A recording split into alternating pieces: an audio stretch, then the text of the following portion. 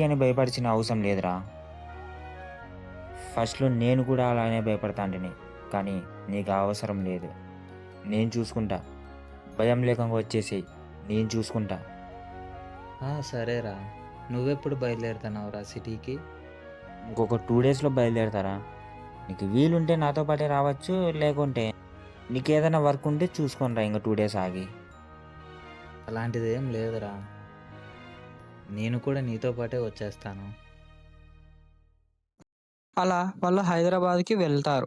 వెళ్ళిన తర్వాత విశ్వ అన్నట్టు ఖాళీని క్యాబ్ డ్రైవర్‌గా చేస్తాడు. అలా చేస్తూ చేస్తూ కొన్ని సంవత్సరాల తర్వాత తనకంటూ సొంతంగా ట్రావెల్స్ ఓపెన్ చేసి తన ఫ్యామిలీని బాగా చూసుకుంటాడు.